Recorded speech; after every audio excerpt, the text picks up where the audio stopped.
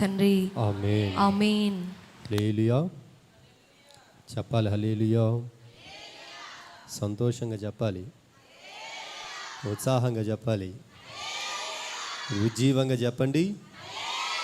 చేతులెత్తి చెప్పాలి. అందరూ కూడా చేతులు ఊపుతూ చెప్దాము ఆమేన్.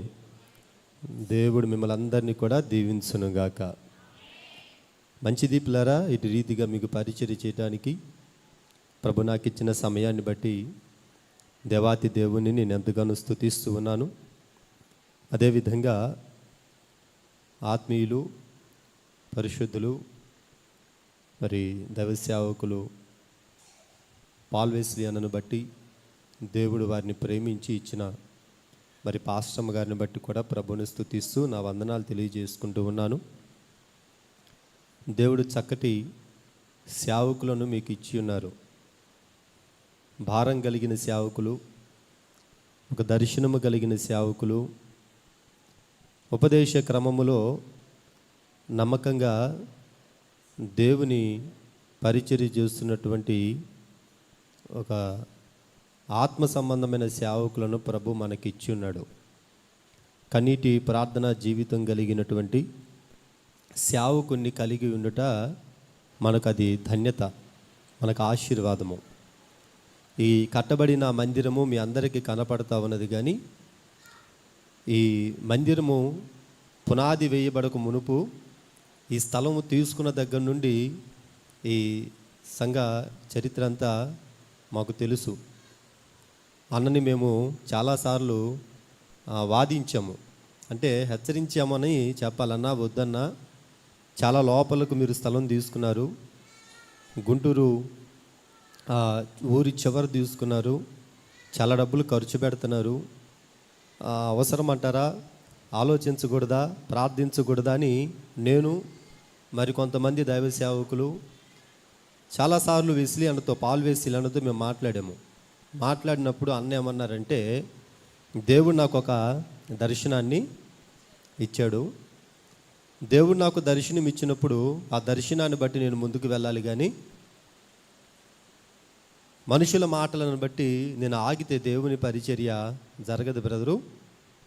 అయినా దేవుడు నాకు అభిషేకాన్ని ఇచ్చాడు కదా, దేవుని అభిషేకం నా మీద ఉన్నప్పుడు అడవిలో ప్రార్థన పెట్టినా ప్రజలు వస్తారు. ఆమేన్. హల్లెలూయా. కాబట్టి ప్రజలు వస్తే నేను ప్రార్థన పెట్టాలి, మందిరం కట్టాలి అనుకోవటం అవిశ్వాసము. నేను మందిరం కట్టి విశ్వాసంగా పరిచర్యను ప్రారంభిస్తాను, ప్రజలను దేవుడే నడిపిస్తాడని లక్షల రూపాయలు ఆయన శక్తికి మించి, స్థాయికి మించి, నాకు తెలిసి ఎన్నో వస్తువులు అమ్మేసి అప్పు చేసి ఏదేమైనా మంచి సుందరమైన ఒక మందిరాన్ని ప్రభు మీ అందరికీ కూడా అనుగ్రహించాడు. ఆమేన్. హల్లెలూయా. ఆయన దగ్గర ఉండి కట్టిన మందిరం అయితే కాదు, కానీ విశ్వాసము ద్వారా ఈ మందిరాన్ని మరి మీ సేవకులకు, సేవకురాలకు ప్రభు ఈ పరిచర్యను అనుగ్రహించి ఉన్నాడు. నేను ఒకటి చెప్తాను, ఒక మందిరం కట్టబడితే 100 కుటుంబాలు కట్టబడతాయి అంట. ఆమేన్. హల్లెలూయా. ఈ నుదురుపాడు ప్రాంతంలో ఇక్కడ ఒక మందిరం కట్టబడింది. రాబోయే దినాల్లో ఈ పరిచర్య ద్వారా 100 కుటుంబాలు కట్టబడబోతున్నాయి. ఆమేన్. 100 కుటుంబాలు ఆశీర్వదించబడబోతున్నాయి. ఈ ప్రాంతానికి ఈ పరిచర్య ఒక తలమానికగా, దీవెనగా నా ప్రభు మార్చునుగాక. ఆమేన్. మంచిది పిల్లరా, సేవకులతో నాకున్నటువంటి సహవాసము మరి సంవత్సరాల నుంచి, వారి వివాహం కూడా వాళ్ళేమో హైదరాబాద్లో ఉన్నారు. పాల్ వెస్లీ అన్నను, సుమా సిస్టర్ వాళ్ళు హైదరాబాద్లో వారి వివాహం జరిగింది. ఆ తర్వాత రిసెప్షన్ కార్యక్రమం అంతా గుంటూరులో. మంచి కరోనా టైం అన్నమాట. ఆ టైంలో ఆ బాధ్యతలన్నీ కూడా ప్రభు వారి స్నేహితులమైనటువంటి మా భుజాల మీద పెట్టినప్పుడు మేమందరము తలా ఒక పని పంచుకొని, నువ్వు ఈ పని చేయి, నువ్వు ఈ పని చేయి అని తలా ఒక పని పంచుకొని వారి వివాహాన్ని, అంటే ఆ రిసెప్షన్ జరిపించడానికి కూడా ప్రభు కృపనిచ్చారు.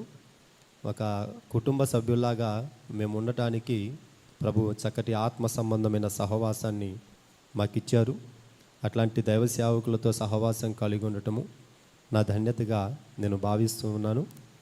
మరి ఇటు రీతిగా కూడి చేరవచ్చినటువంటి మీ అందరికీ కూడా యేసుక్రీస్తు వారి పేరిట నా శుభ వందనాలు తెలియజేసుకుంటూ ఉన్నాను. అందరూ బాగున్నారా? నా పేరు బాజీ, మాది గుంటూరు ప్రాంతము, సంజీవి నగర్ అనేటువంటి ప్రాంతంలో నేను ఉంటాను. ఒక అన్య కుటుంబంలో నుండి దేవుని నేను తెలుసుకోవటం జరిగింది. ఆ తర్వాత దేవుడి యొక్క పిలుపు మేరకు దేవుని సేవలో నేను కొనసాగుతూ ఉన్నాను, దేవుని పరిచర్య జరిగిస్తూ ఉన్నాను. మరి ఈ పూట మీ మధ్య ఇటు రీతిగా పరిచర్య చేయటానికి ప్రభు నాకు అవకాశం ఇచ్చిండగా ప్రభువుని బట్టి నేను స్తుతిస్తూ ఉన్నాను. మంచిది, కొన్ని మాటలు పరిశుద్ధ గ్రంథంలో నుండి మనము చదువుకుందాము. కొత్త విషయాలు ఏం చెప్పను. మీ పాస్టర్ గారు బ్రహ్మాండమైన వాక్యం చెప్తారు మీకు. నేను చెప్పే వాక్యం మీకు ఏం పనిచేసిద్దో ఏమో తెలీదు. అయినా దేవుడిచ్చిన ఆలోచన బట్టి ఒక మాటను చదువుకుందాం. మత్తయి సువార్తమానము 13వ అధ్యాయము 18వ వచనాన్ని మనం చదువుకుందాము. మత్తయి సువార్తమానము 13:18. విత్తువాని గూర్చిన ఉపమాన భావము వినుడి. ఎవడైనను రాజ్యమును గూర్చిన వాక్యము వినియు గ్రహింపకాయుండగా దుష్టుడు వచ్చి వాని హృదయములో విత్తబడిన దానిని ఎత్తుకొని పోవును. ఓకే, చదవండి. త్రోవ ప్రక్కను విత్తబడిన వాడు వీడే. రాతి నేలను విత్తబడిన వాడు వాక్యము విని వెంటనే సంతోషముతో దానిని అంగీకరించువాడు. అయితే అతనిలో వేరు లేనందున అతడు కొంతకాలము నిలుచును. కానీ వాక్యము నిమిత్తము శ్రమయైనను హింసయైనను కలుగగానే అభ్యంతరపడును. ముండ్ల పొదలలో విత్తబడిన వాడు వాక్యము వినువాడే గాని ఐహిక విచారమును ధనమోసమును ఆ వాక్యమును అణచివేయును గనుక వాడు నిష్ఫలుడగును. మంచి నేలను విత్తబడిన వాడు వాక్యము విని గ్రహించువాడు. అట్టివారు సఫలులై ఒకడు 100 ఒకడు 60 ఒకడు 30 ఫలించునను. ఆమేన్. పరిశుద్ధాత్మ తండ్రి మనతో మాట్లాడునుగాక. ఆమేన్. యేసుక్రీస్తు వారు శరీరధారిగా ఉన్న దినాల్లో ఆయన చాలా ప్రాంతాలకు వెళ్ళి దేవుని రాజ్యముల గురించి ప్రకటించేవాళ్ళు. యేసుక్రీస్తు వారు సువార్త ప్రకటిస్తున్నటువంటి దినాల్లో చదువుకున్న వాళ్ళు ఉన్నారు, చదువు లేని వారు కూడా ఉన్నారు. ధర్మశాస్త్రము తెలిసిన వారు ఉన్నారు, ధర్మశాస్త్రము మీద సరైనటువంటి అవగాహన లేని ప్రజలు కూడా ఉన్నారు. కాబట్టి యేసయ్య ఏం చేసేవాళ్ళంటే చదువుకున్న వాళ్ళకు, చదువు లేని వారికి, ధర్మశాస్త్రము తెలిసిన వారికి, ధర్మశాస్త్రము తెలియని వారికి, అన్ని రకాల ప్రజలకు అర్థమవునట్లుగా ఆయన ఉపదేశాన్ని బోధించేవాళ్ళు, ఆయన వాక్యాన్ని బోధించేవాళ్ళు. యేసయ్య వాక్యం చెబుతూ ఉంటే చదువుకున్న వాడికి ఎంత బాగా వాక్యం అర్థమవుతుందో చదువు లేని వారికి కూడా అంతే బాగా అర్థమయ్యేదంట. కారణం ఏంటంటే ఆయన కొన్ని ఉపమానాలు తీసుకొని ఆ ఉపమానాలలో నుండి ప్రజలకు దేవుని రాజ్యమును గురించినటువంటి కొన్ని విషయాలు బోధించేవాళ్ళు. దైవ సేవకులు పాల్ వెస్లీ పాస్టర్ గారు కూడా మా పరిచర్యలోకి వస్తూ ఉంటారు వాక్యం చెప్పడానికి. మొన్ననే ఆల్ నైట్ జరిగింది, ఆయన ఊరు వెళ్ళే ముందు రోజు మాకు ఆయన వచ్చి చక్కటి వర్తమానాన్ని అందించారు. మా సంఘం అంతా ఆయన ఎప్పుడొచ్చి వాక్యం చెప్పిన ఏమంటారంటే, పాస్టర్ గారు, పాల్ వెస్లీ పాస్టర్ గారు వాక్యం చెప్తూ ఉంటే దేవుడు మాతో మాట్లాడుతున్నట్లుగా మాకు అనిపిస్తుంది. దేవుడు మమ్మల్ని చాలాసార్లు ఆయన ద్వారా దర్శించాడు. ఆయన వాక్యం చెబుతూ ఉంటే మాకు చక్కగా అర్థవంతంగా అర్థమవుతుంది పాస్టర్ గారు అని సాక్ష్యం ఇస్తారు. అంటే అట్లాంటి కృప దైవ సేవకులకు ప్రభు అనుగ్రహించారు. అట్లాంటి ఆ నడిపింపును దైవ సేవకులకు ప్రభు అనుగ్రహించారు. నిజమే, కొంతమంది వాక్యం చెబుతూ ఉంటే ఎంతసేపు చెప్పినా వినబుద్ధి అవుతానే ఉంటుంది. కొంతమంది వాక్యం చెబుతూ ఉంటే బైబిల్ మీద మనకు సరైన అవగాహన లేకపోయినా కూడా స్పష్టంగా దేవుని వాక్యం మనకు అర్థం అవుతూ ఉంటుంది. కారణము దేవుడు వారికి ఇచ్చినటువంటి ఒక ప్రత్యేకమైనటువంటి అభిషేకమని చెప్పాలి. యేసుక్రీస్తు వారు వాక్యం చెబుతూ ఉన్నప్పుడు కొన్ని ఉపమానాలు తీసుకొని ఆ ఉపమానాల ద్వారా ప్రజలకు అర్థమయ్యే రీతిలో వాక్యం బోధిస్తూ ఉండేవారు. ఆ ఉపమానాలలో ఒక ఉపమానం ఏంటంటే విత్తువాని గురించినటువంటి ఉపమానము. ఒకరోజు ఏం జరిగిందంటే, ఒక రైతు, ఒక వ్యవసాయదారుడు తన పొలానికి వెళ్ళాడంట విత్తనాలు చల్లటానికి. ఇతను విత్తనాలు తీసుకొని చల్లటం ప్రారంభించాడు. విత్తనాలను చల్లుతున్నాడు పొలంలో. అయితే కొన్ని విత్తనాలంట త్రోవ పక్కన పడ్డాయి అంట, మరికొన్ని విత్తనాలు రాతి నేలన పడ్డాయి అంట, మరికొన్ని విత్తనాలు ముళ్ళ పొదలో పడ్డాయంట, ఇంకొన్ని విత్తనాలు అయితే మంచి నేలన పడ్డవి. సరే, ఈ ఉపమానము చెప్పిన తర్వాత శిష్యులు వచ్చి యేసుక్రీస్తు వారిని అడుగుతున్నారు, అయ్యా ప్రభువా, 4 రకాల విత్తనాల గురించి మీరు మాట్లాడారు కదా, ఆ విత్తనాల ఉపమానము యొక్క భావం ఏంటో మాకు తెలియచేయరా, మాకు బోధించరా అని శిష్యులు ఎవరిని అడిగారు? యేసుక్రీస్తు వారిని అడిగారు. దేనికి శిష్యులు యేసుక్రీస్తు వారిని అడిగారంటే, యేసయ్య వాళ్ళకు కాపరి కాబట్టి, యేసయ్య వాళ్ళకు ఆత్మీయ తండ్రి కాబట్టి, యేసయ్య వాళ్ళకు నాయకుడు కాబట్టి. మనకు కూడా పరిశుద్ధ గ్రంథములో ఏదైనా వాక్యం అర్థం కానప్పుడు కానివ్వండి, ఏదైనా సందేహాలు కలిగినప్పుడు కానివ్వండి, మనం కూడా ఏం చేయాలంటే మన దైవ సేవకులను మనం అడిగి తెలుసుకోవాలి. పాస్టర్ గారు, ఈ వాక్యము నాకు అర్థం కావట్లేదు, పాస్టర్ గారు పరిశుద్ధ గ్రంథంలో నుండి నాకు ఈ సందేహం కలుగుతా ఉన్నది అని నువ్వు దేవుని సేవకుని, దేవుడు నీకు ఇచ్చిన కాపరిని, దేవుడు నీకు ఇచ్చిన నాయకుని నువ్వు అడిగినప్పుడు, నీ నాయకుడి ద్వారా దేవుడు ఏం చేస్తాడంటే నీతో మాట్లాడి గ్రహింపలేని గూఢమైనటువంటి సంగతులను నీకు మీ కాపరి ద్వారానే బోధిస్తాడు. ఆమేన్, హల్లెలూయా. సమూయేలుతో దేవుడు మాట్లాడుతూ ఉన్నాడు. సమూయేలు సమూయేలు అని 3 సార్లు దేవుడు సమూయేలుని పిలిచాడు. అయితే 3 సార్లు సమూయేలు లేచి అక్కడికి వెళ్ళాడంట, ఏలీ దగ్గరికి వెళ్ళాడంట. పిలిచింది దేవుడైతే సమూయేలు ఏలీ దగ్గరికి ఎందుకు వెళ్ళాడు? దేవుడు సమూయేలుతో మాట్లాడుతూ ఉన్నప్పుడు ఏలీ స్వరము ద్వారా మాట్లాడాడంట, తన ఆత్మీయ తండ్రి యొక్క స్వరము ద్వారా మాట్లాడాడంట. అంటే దేవుడు ఒక విశ్వాసితో మాట్లాడాలి అనుకుంటే ఎవరి ద్వారా మాట్లాడతాడంటే తన ఆత్మీయ తండ్రి ద్వారానే మాట్లాడతాడు, తన ఆత్మీయ నాయకుని ద్వారానే మాట్లాడతాడు. దేవుడు నాతో మాట్లాడదలుచుకుంటే నా ఆత్మీయ తండ్రి ద్వారా నాతో మాట్లాడతాడు. దేవుడు నీతో మాట్లాడదలుచుకుంటే మీ ఆత్మీయ తండ్రి ద్వారానే మీతో దేవుడు మాట్లాడతాడు. నాకు తెలిసిన ఒక అక్క ఉంది. ఆ అక్క ఏం చేసిద్దంటే, ఏదన్నా సమస్య వస్తే ఇంట్లో 8 క్యాలెండర్లు ఉంటాయి. లోదరన్ క్యాలెండర్ ఉంటుంది, ఆర్సిఎం క్యాలెండర్ ఉంటుంది, పెంతుకోస్తు క్యాలెండర్ ఉంటుంది, బ్యాప్టిస్ట్ చర్చ్ క్యాలెండర్, అన్ని రకాల క్యాలెండర్లు ఉంటాయి. ఇంకా చూడండి, ఈమెకి ఏదన్నా ప్రార్థన అవసరత వచ్చిందా, ఈమెకి ఏదన్నా సమస్య వచ్చిందా, ఆ 8 క్యాలెండర్లో ఉన్న 8 ఫోన్ నెంబర్లకు ఫోన్ చేసిద్ది. 8 మందికి ఫోన్ చేసిద్ది, 8 మందికి సమస్య చెప్పిద్ది, 8 మంది చేత ప్రార్థన చేయించుకుంటుంది. 8 మంది చేత ప్రార్థన చేయించుకుంటుంది, సరేనా? జాగ్రత్తగా వినండి. అసలు కాపరి దగ్గరకు వచ్చి మాత్రం ఈమె సమస్య చెప్పుకోదు. కాపరికి సరైనటువంటి చోటు ఉండదు హృదయంలో, కాపరికి సరైనటువంటి విలువ ఉండదు గుండెల్లో. దేవుడు నీతో మాట్లాడదలుచుకుంటే వాళ్ళెవరో ముక్కు మొహం తెలియని వాళ్ళ ద్వారా దేవుడు నీతో మాట్లాడు, నీ సేవకుడి ద్వారానే దేవుడు నీతో మాట్లాడతాడు. దేవుడు నిన్ను ఆశీర్వదించాలనుకుంటే నీ సేవకుడి ద్వారానే దేవుడు నిన్ను ఆశీర్వదిస్తాడు. దేవుడు నిన్ను దీవించాలనుకుంటే దేవుడు నీకు ఇచ్చినటువంటి నీ ఆత్మీయ తల్లిదండ్రుల ద్వారానే నిన్ను దీవించటం మొదలు పెడతాడు.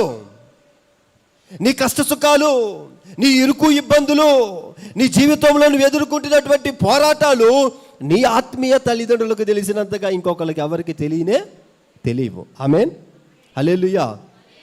నేను మా చర్చిలో మా విశ్వాసులకి ఒకటే చెప్తా, నువ్వు నమ్మకమైన విశ్వాసివైతే, నువ్వు నమ్మకమైనటువంటి సంఘ బిడ్డవైతే నీ ఇంట్లో నా క్యాలెండర్ తప్ప ఇంకో క్యాలెండర్ ఉండకూడదు. ఆమేన్, హల్లెలూయా. ఇంకొక క్యాలెండర్ నీ ఇంట్లో ఉండకూడదు.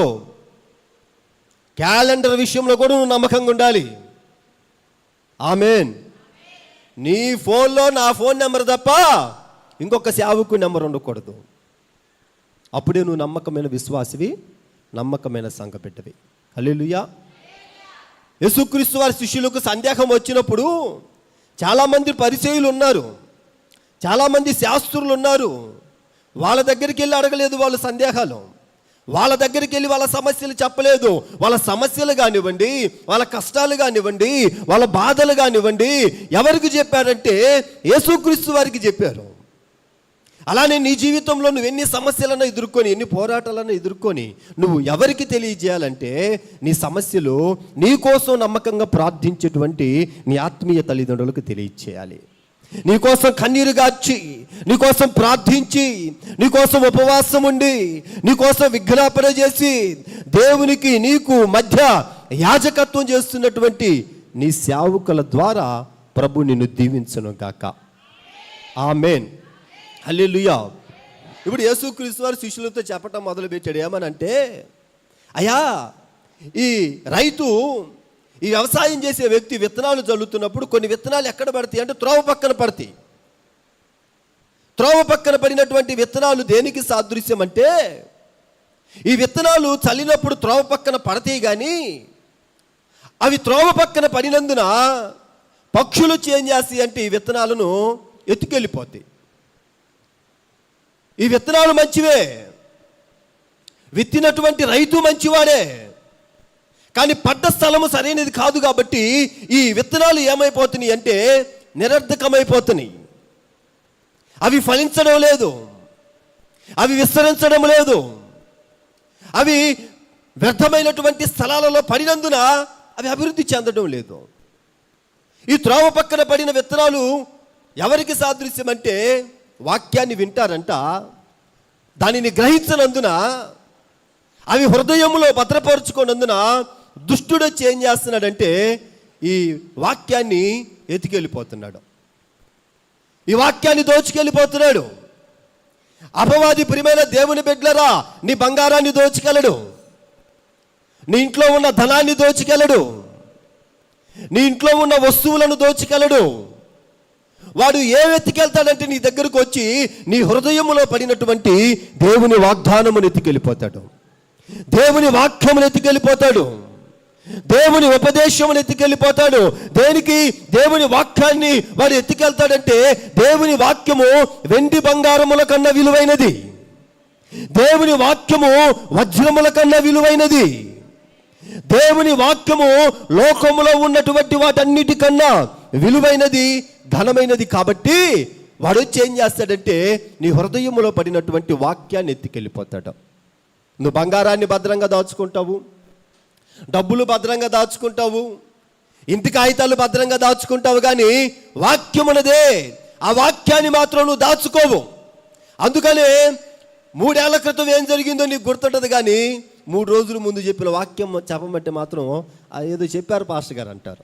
ఆమె హల్లెలూయా. అదేదో చెప్పారు పాస్టర్ గారు నాకు గుర్తులేదు అంటారు. ఒక ఆమె ఒక చోటకొని ప్రార్థనకి వెళ్తే శ్రద్ధగా వాక్యం వింటున్నట్టు నాకు అనిపించింది. నిజంగానే బాగా వింటుంది వాక్యం, చాలా ఆసక్తిగా వింటుంది వాక్యం. ఆ కూర్చున్న వాళ్ళందరిలో ఈమె వాక్యం బాగా వింటున్నట్లుగా నాకు అనిపించి నేను ప్రార్థన అయిపోయిన తర్వాత నేను వంట సాట ఉండకుండా ఆమెనే పిలిచి, అమ్మా ఈరోజు వాక్యం బాగా విన్నట్టున్నావు, బాగా అర్థమైనట్టుంది, ఇప్పటి నేనేం వాక్యం చెప్పానమ్మా అంటే ఆమంటది దేవుని వాక్యం చెప్పారు పాస్టర్ గారు అంటుంది. ఏం చెప్పానంట? నేను దేవుని వాక్యమే చెప్పానమ్మా, ఏం చెప్పానో చెప్పమ్మంటే బ్రహ్మాండంగా చెప్పారు పాస్టర్ గారు అంటుంది. నేను బ్రహ్మాండంగానే చెప్పానమ్మా, ఏ వాక్యం చెప్పానంటే భలే చెప్పారు పాస్టర్ గారు అంటుంది. నేను భలే చెప్పానంటున్నా, మంచిదేనమ్మా, ఏ వాక్యం చెప్పానంటే ఇంకా ఆమె కోపం వచ్చినట్టుంది, ఆమెకు బీపీ వచ్చినట్టుంది. ఆమంటది నేను వాక్యం వెళ్ళేదనేగా మీ అనుమానం? అవునమ్మా, అదే నా అనుమానం అన్నా. ఆమెంటది నువ్వేం చేస్తావంటే రాత్రి ఇంటికి వెళ్ళి నా కోసం కనిపెట్టి ఉపవాసం ఉండి ప్రార్థన చేయి, పొద్దునికి నేనేం విన్నానో ప్రభు నీకు బయలుపరుస్తాడు అంటది. అమ్మ అర్థమైందా? అవే వాక్యం వినిందో నేను తెలుసుకోవడానికంట నేనంట మోకరించంట కనిపెట్టి, ప్రభువా ఈ సుబ్బమ్మ ఏ వాక్యం వినిందో, ఈ సుబ్బమ్మ ఏ వాక్యం నాకు బయలుపరుస్తాయి అని ప్రార్థన చేసి ప్రభు నాకు బయలుపరుస్తాడంట. అంటే ఈ సైతానామా మందిరంలో కూర్చుంది కానీ ఏం వెళ్ళలేదు, విన్నట్టు నటించింది. కారణము త్రోవ పక్కన పడిన విత్తనాలు. వీళ్ళు త్రోవ పక్కన పడిన విత్తనాలు ఇట్లాంటి వాళ్ళు అన్నమాట. పిల్లరా గమనించండి, ఏదెను తోటలో దేవుడు ఆదామును చేసి 100 చెట్లను ఇచ్చాడంట, 100 చెట్ల ఫలాలను ఇచ్చాడంట. ఆదాముకు చెప్పాడంట, ఆదామా 99 తిను, 1 చెట్టు ఫలం మాత్రం తినొద్దు. కాలం గడుస్తూ ఉన్నది, నరుడు ఒంటరిగా ఉండటం మంచిది కాదని తెలిసి సాటి అయిన సహకారిగా హవ్వమ్మని చేశాడు. ఇప్పుడు వీళ్ళిద్దరిని జతపరిచి మీరు ఫలించండి, అభివృద్ధి చెందండి, విస్తరించండి అన్నాడు. మొత్తానికి వీళ్ళు సంతోషంగా, సమాధానంగా, ఆనందంగా వీళ్ళ జీవితం కొనసాగుతుంది. ఒకరోజు దుష్టుడు వచ్చాడు వీళ్ళిద్దరి మధ్యకి. దుష్టుడు వచ్చి ఏదైనా తోటలో నిలబడి బాగా ఆలోచన చేశాడు. ఇప్పుడు వీళ్ళిద్దరిని ఎట్లాగైనా తప్పించాలి, విశ్వాసంలో నుండి తప్పించాలి, ప్రార్థనలో నుండి తప్పించాలి, పరిశుద్ధతలో నుండి తప్పించాలి, వారికి నా దర్శనాన్ని బట్టి తప్పించాలి. ఎవరి దగ్గరికి వెళ్దామని సాతానుగాడు నుంచొని ఆలోచించాడు. ఆలోచిస్తే ఆదాము గారు కనపడ్డారు. వినండి జాగ్రత్తగా. ఇప్పుడు ఆదాము గారు కనపడ్డప్పుడు సాతానుగాడు 2 అడుగులు వేసాడు. ఎక్కడికి వెళ్ళటానికి? ఆదాము దగ్గరికి వెళ్ళటానికి. 2 అడుగులు వేసిన తర్వాత ఇటుకు ఒక ఆలోచన వచ్చింది. ఒరే, మనం ఆదామును మోసం చేయలేం, ఆదామును పడగొట్టలేం. దేనికి ఆదామును పడగొట్టలేము? ఆదాముకు దేవుని ఆజ్ఞ తెలుసు, ఆదాముకు దేవుని మాట తెలుసు. ఆదాము శ్రేష్టమైనటువంటి ఉపదేశం మీద కట్టబడ్డవాడు. కాబట్టి ఆదామును మనం పడగొట్టలేం. ఎవరి దగ్గరికి వెళ్తే ఈజీగా మన పని జరిగిద్ది అని ఆలోచించి అవ్వ వైపు చూసినప్పుడు ఇంకా అవ్వ దగ్గరికి వెళ్ళటానికి వీడికి అవకాశం దొరికింది. అవ్వనైతే ఈజీగా పడేయొచ్చు. ఎట్లాగా అవ్వని ఈజీగా పడేయొచ్చు అంటే అవ్వకు వాక్యం తెలీదు. ఆదాముతో దేవుడు మాట్లాడినప్పుడు అవ్వమ్మ అక్కడ లేదు, ఆదాముకు ఆజ్ఞ ఇచ్చినప్పుడు అవ్వమ్మ అక్కడ లేదు. ఇప్పుడు దేవుని వాక్యము అవ్వమ్మ హృదయంలో లేనందున సాతాను వెళ్ళి అవ్వమ్మను శోధించగానే అవ్వమ్మ పడిపోయింది. నా మాట అర్థమవుతుందా? నీ హృదయంలో వాక్యం లేనప్పుడు, నీ హృదయంలో దేవుని వాక్యానికి చోటు లేనప్పుడు అపవాది నిన్ను త్వరగా శోధిస్తాడు. అపవాది శోధించినప్పుడు త్వరగా పడిపోవటానికి కారణమవుతుంది. వాక్యం ఎవరి గుండెల్లో ఉంటుందో, వాక్యం ఎవరి జీవితంలో ఉంటుందో, వాక్యము ఎవరి హృదయంలో ఉంటుందో వారిని అపవాది శోధించిన ఆ శోధనను వాక్యము వాళ్ళ హృదయంలో ఉన్నందున వాళ్ళు జయిస్తారు. ఆమేన్, హల్లెలూయా. ఒక ఆమె ప్రార్థనకి వెళ్తుందంట, నిద్రపోద్దంట. ఎగిరెగిరి పాటలు పాడిద్ది, ఎగిరెగిరి చప్పట్లు కొట్టిద్ది, ఎగిరెగిరి ఆరాధన చేసిద్ది. వాక్యం మొదలంగా నిద్రపోద్దంటేమో. సరే, ఈ కంప్లైంట్ ఎవరి దగ్గరికి వెళ్ళిందంటే వాళ్ళ ఆయన యాకోబు గారి దగ్గరికి వెళ్ళింది. అది పల్లెటూరు. రే యాకోబు, ఏంద్రా పిల్ల ప్రార్థనకు వస్తుంది, ఏం మనిషిరా, ఎగిరెగిరి పాటలు పాడిద్ది, చప్పట్లు కొట్టిద్ది, ఆరాధన చేసిద్ది. పాస్టర్ గారు మైకు తీసుకొని వాక్యం చెప్పడం మొదలు పెడితే అటు జరిగి ఇటు జరిగి ఒక మొత్తం కాలుకొని నిద్రపోద్ది. ఏం మనిషిరా మనిషి అని టీ కోట్ల దగ్గర ఎగతాళి చేస్తున్నారు, పొలంలో ఎగతాళి చేస్తున్నారు, రోడ్ల మీద ఎగతాళి చేస్తున్నారు. యాకోబు అన్న కోపం వచ్చి ఇంటికి వచ్చాడు. ఇంటికి వస్తే ఈమె ప్రార్థనకు బయలుదేరుతుంది. ఆ టైంలో అడిగాడు, ఎక్కడికి వెళ్తున్నావు అన్నాడు. ఈరోజు ఆల్ నైటు గుంటూరు నుంచి పాస్టర్ గారు వస్తున్నారంట, వాక్యం వినటానికి వెళ్తున్నాను. ఏ నైటు? All night. అప్పుడు ఇలా ఆయన అన్నాడంట, నువ్వు పట్టపగల మందిరానికి వెళ్ళి నిద్రపోతున్నావు నా తల్లి, ఇప్పుడు ఆల్ నైట్కి వెళ్తున్నావా వాక్యం వినటానికి? నువ్వు వెళ్ళవద్దు, పెట్టవద్దమ్మా, ఊరు మొత్తం నన్ను ఎగతాళి చేస్తున్నారు. నువ్వు వెళ్ళి పాటలు పాడతావంట, ఆరాధన కూడా బాగానే చేస్తావంట, వాక్యం సమయానికి వచ్చేసరికి సెల్ ఫోన్ చూస్తా వాక్యం వింటావంట, నిద్రపోతా వాక్యం వింటావంట, బద్ధకంగా వాక్యం వింటావంట, నిర్లక్ష్యంగా వాక్యం వింటావంట, కాబట్టి నువ్వు వెళ్ళొద్దు నా తల్లి అన్నాడు. అప్పుడు ఏమంది, అయ్యా అనవద్దు, గుంటూరు నుంచి వస్తున్నాడంట పాస్టర్ గారు, పోయి 4 మొక్కలు ఇనొస్తానయ్యా అందంట. సరే, ఏనన్నాడు, వెళ్ళటానికి వీళ్ళేనే లేదు, మై కదా నా మాటినయ్యా, ఒక్కసారికి పంపించయ్యా, నేను వాక్యం నిజంగా విని వస్తానయ్యా అందంట. అప్పుడు ఇలా ఆయన అన్నాడు, నువ్వు వాక్యం వింటావని నాకు గ్యారంటీ ఏంది? నువ్వు నిద్రపోకుండా వాక్యం వింటావని నాకు నమ్మకం ఏంది, నాకు రుజువేంది అన్నాడంట. అప్పుడు ఇవన్నీ, సరే నువ్వు చెప్పు, నేను నమ్మకంగా వాక్యం విని రావటానికి రుజువు నీకేం కావాలని అడిగితే అప్పుడు వీళ్ళ ఆయన అన్నాడంట, సరే నువ్వు వెళ్ళి వాక్యాన్ని వినొచ్చిన ఒక 3 మొక్కలన్న నాకు నువ్వు చెప్పాలి, అప్పుడు ఈసారి నిన్ను ప్రార్థనకు పంపిస్తా, లేకపోతే ఇంక ప్రార్థనకు పంపించు, ఇదే ఆఖరి అన్నాడంట. సరే 3 మొక్కలు నేను ఖచ్చితంగా వినొచ్చి నీకు చెబుతానని ఈమె ప్రార్థనకు బయలుదేరి వచ్చింది. మొత్తానికి ఎగిరెగిరి పాటలు పాడింది, ఎగిరెగిరి చప్పట్లు కొట్టింది, ఆరాధన చేసింది. ఇంకా అంతా అయిపోయింది. పాస్టర్ గారు ఏం చేశాడు, అమ్మా మైకు తీసుకొని వాక్యం చెప్పడం మొదలు పెడితే అటు జరిగి ఇటు జరిగి మొత్తానికి ఒక మొత్తం కానుకుంది. ఈ పాస్టర్ గారు ఏమన్నాడంటే, అందరు వచ్చారా అన్నాడంట. ఏమన్నాడు చెప్పాలి గట్టిగా, అందరు వచ్చారా అన్నాడంట. ఈమెకు దొరికింది. అబ్బా, ఫస్ట్ పాయింట్ చెప్పాడు రా పాస్టర్ గారు, అందరు వచ్చారా. వాళ్ళ ఆయనకి చెప్పాలి కదా 3 పాయింట్లు 3 మొక్కలు. ఇంకేమో చదువు లేదు, ఏమో రాసుకోవటం జాతి కాదు. అందుకని ఇవేం చేసిందంటే హృదయంలో భద్రపరుచుకుంది. ఏ మాటని? అందరు వచ్చారా. ఫస్ట్ పాయింట్ మా ఆయనకి చెప్పాలి. ఇక నిద్రపోయింది. మళ్ళా ఇంక పాస్టర్ గారు నాలాగే వాక్యం చెప్పాడు, అయిపోయింది. ఇంకా పిల్లలు ఎవరో లెగిసి తిరుగుతా ఉంటే గదివాడు ఆయన కోప్పడ్డాడు. కోప్పడి కూర్చోండి అని కూర్చున్నారు పిల్లలందరూ. అప్పుడు తుల్లిపల్లి లేచింది. ఈమె లేచి బెత్తరపోయి చూస్తూ ఉంది. ఈ పాస్టర్ గారు అన్నాడంట, అందరూ కూర్చున్నారా అన్నాడంట. ఇప్పుడు ఈమెకు రెండో పాయింట్ దొరికింది. అమ్మ, ఫస్ట్ ఏమో అందరూ వచ్చారా, రెండవదేమో అందరూ కూర్చున్నారా. ఈ 2 పాయింట్లు మా ఆయనకి చెప్పాలి. ఇంకొక పాయింట్ కనుక చెబితే, ఈ 3 ముక్కలు మా ఆయనకి చెబితే ఇంక వచ్చే వారం నుంచి నన్ను మానకుండా ప్రార్థనకు పంపిస్తాడు అని మరలా నిద్రపోయిందండి. ఇంక ఎప్పుడు లేచిందంటే వాక్యం అయిపోయిన తర్వాత లేచింది.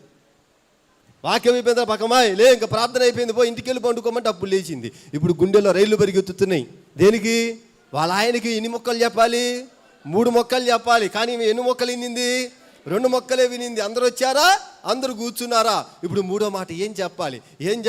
ప్రభువా, ఏదన్నా ఒక ప్రత్యక్షతని ఇవ్వయ్యా, ఏదో ఒక ఆలోచన ఇవ్వయ్యా అని పోయి చెప్పులు వేసుకుంటా ఉందంట. అప్పుడు ఈ పాస్టర్ గారు అన్నాడంట, అమ్మా అందరు వెళ్తున్నారా అన్నాడంట. అబ్బా, దొరికిందిరా 3వ పాయింట్ అని. ఇప్పుడు మనసులో మరలా 3వది ఏం పెట్టుకుంది? అందరూ వెళ్తున్నారా. ఆమేన్ చెప్పాలా? ఆమేన్. ఇప్పుడు ఏం వాక్యం వినింది అమ్మాయి మరి చెప్పండి? అందరూ వచ్చారా, అందరూ కూర్చున్నారా, అందరూ వెళ్తున్నారా. రైట్. ఇప్పుడు మీకు చదువు లేదు కదా, ఈ 3 మొక్కలు వాళ్ళ ఆయనకి చెప్పాలి. మరి ఇంటికి వెళ్ళేసరికి మర్చిపోతే ఎట్లాగా?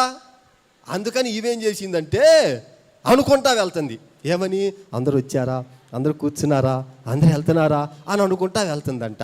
ఈలోపు మీలాంటి వాళ్ళు ఎవరన్నా కనపడి, అమ్మాయి మేరీ వందనాలంట, అందరూ వచ్చారా, అందరూ కూర్చున్నారా, అందరూ వెళ్తున్నారా అంటుంది. ఇదేంది వందనాలు పెట్టి చెబుతుంటే వందనాలు అని చెప్పకుండా అందరూ వచ్చారో కూర్చున్నారో పోతున్నారో అంటది. చెక్కల్లా మంచిది పిల్ల అని అన్నారు. ఏ బాధ వాళ్ళకి అర్థం కావట్లేదు కదా. సరే, మొత్తానికి ఆ మాటలు అనుకుంటా వస్తుందంట. వీళ్ళ ఇల్లేమో ఊరి చివర కొద్ది పొలాలకు దగ్గరగా ఉంటుంది.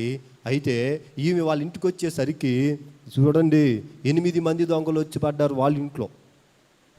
8 మంది దొంగలు వచ్చి వాళ్ళ ఇంట్లో దొంగతనం చేయడానికి 8 మంది దొంగలు వచ్చి ఆ ఇంట్లో ఆ గోడ సాటును నక్కి నిలబడి ఉన్నారు. ఇంట్లోకి వెళ్దామని ఈమెకి తెలియదు కదా. ఈమెకి తెలియక ఈమెం చేస్తుంది? అందరూ వచ్చారా, అందరూ కూర్చున్నారా, అందరూ వెళ్తున్నారా అనుకుంటా వస్తుంది పాపం. అప్పుడంట ఈమె ఆ ఇంటి మొదటి మెట్టు ఎక్కుతా అందంట, అందరూ వచ్చారా అందంట. ఆ దొంగల నాయకుడు, రే మనం వచ్చింది ఈ పిల్ల చూసినట్టుందిరా, అందరూ వచ్చారని అడుగుతుంది. కూర్చోండి రా, రే కూర్చోండి, కనపడకుండా కూర్చోండి అని చెప్పేసి కూర్చోబెట్టాడంట. 2వ మెట్టు ఎక్కుతా 2వ పాయింట్ ఏమనింది? ఇప్పుడు అందరూ కూర్చున్నారా అందంట. ఒరే మనం కూర్చుంది కూడా ఈ పిల్ల చూసినట్టుందిరా, ఒరే ఇంక లేచి పరిగెత్తండి లేకపోతే కేకలు పెట్టిద్దని వీళ్ళు లేచి పరిగెత్తుతుంటే మళ్ళీ 3వ మాట అందంట, అందరూ వెళ్తున్నారా అందంట. ఓయమ్మో, మనం పరిగెత్తుతుంది కూడా చూస్తున్నట్టుంది ఈ అమ్మాయి. ఇంకా కేకలు పెట్టిందంటే ఊరోళ్ళు మొత్తం వస్తారా అని చెప్పి వీళ్ళు కిందపడి మీదపడి ఏం చేశారంటే అక్కడ తపేలాలు, బకెట్లు, బేషన్లు, డేక్షాలు ఉంటే ఇలా కంగారులో పోయి ఆ డేక్షాల మీద పడ్డారు. ఆ డేక్షాల కిందపడి మీదపడి ఆ బకెట్లు కొట్టుకొని మొత్తానికి గందరగోళం అయితే లోపల పండుకున్న వాళ్ళ ఆయన బిత్తరపోయి లెగిసి బయటకు వచ్చాడు ఏం జరుగుతుందని. ఆ ఊరోళ్ళు లెగిసి బయటకు వచ్చారు. ఈ లోపీలు దొంగలు అక్కడి నుంచి పారిపోయారు. అప్పుడు అడుగుతున్నాడంట వాళ్ళ ఆయన, ఏందమ్మా ఏంది గోల అంటే, అయ్యా దొంగలు వచ్చి పడ్డారయ్యా, నాకు తెలీదు, నేనేమో వాక్యం విన్నాను కదా, ఆ వాక్యం మాట్లాడుకుంటా వస్తున్నాను, అందరూ వచ్చారా, అందరూ కూర్చున్నారా, అందరూ వెళ్తున్నారా, నా గొంతుని ఆ దొంగలు పారిపోయారయ్యా, పారిపోయారు. అప్పుడు వాళ్ళ ఆయన అంటాడంట, మాయ్ మేరీ చూసావా, నువ్వు నిద్రపోతా విన్నటువంటి 3 మాటలే ఈరోజు దొంగల చేతి నుంచి మన ఇంటిని రక్షించింది. నువ్వు నిద్రపోతా విన్నటువంటి 3 మాటలే మన కుటుంబాన్ని కాపాడింది. మన ధనాన్ని కాపాడినది, మన ప్రాణాన్ని కాపాడినది. నిద్రపోతా విన్నటువంటి 3 మాటలే మనకింత ఆశీర్వాదాన్ని ఇస్తే, మేలుకొని ఆసక్తిగా దేవుని మాటలు వింటే అది మనకి ఎంత ప్రయోజనమో కదా, ఎంత ఆశీర్వాదమో కదా, ఎంత దీవెనో కదా అని ఆ రోజు నుంచి అంట ఆ భర్త కూడా తన భార్యతో కలిసి మందిరానికి వెళ్ళటం మొదలు పెట్టాడంట. హల్లెలూయా, హల్లెలూయా. వాక్యం వింటున్న ప్రియమైన దేవుని బిడ్డ, నువ్వు త్రోవ పక్కన పడిన విత్తనాల వలె ఉండకూడదు. ఎందుకు నీ ఇంట్లో పోరాటాలు, ఎందుకు నీ ఇంట్లో ఆర్థిక సమస్యలు, ఎందుకు నీ కుటుంబంలో ఆరోగ్య సమస్యలు, ఎందుకు నీ వ్యక్తిగత జీవితంలో సరైనటువంటి ఒక తీర్మానంలో నిలబడలేనటువంటి పరిస్థితి అంటే వాక్యము నీ హృదయంలో పడతా ఉన్నది. కానీ ఆ వాక్యాన్ని నువ్వు భద్రపరుచుకోనందున అపవాది వచ్చి ఆ వాక్యాన్ని ఎత్తుకెళ్ళిపోతున్నాడు. దాని వలన వాక్యము నీ జీవితంలో నిష్ప్రయోజనమైపోతుంది, నిరర్ధకమైపోతుంది. వాక్యము ద్వారా నువ్వు దీవించబడలేకపోతున్నావు. ఈ పూట నా ప్రభు మాట్లాడుతూ ఉన్నాడు, నీ హృదయము మంచి నేలగా మార్చబడాలి.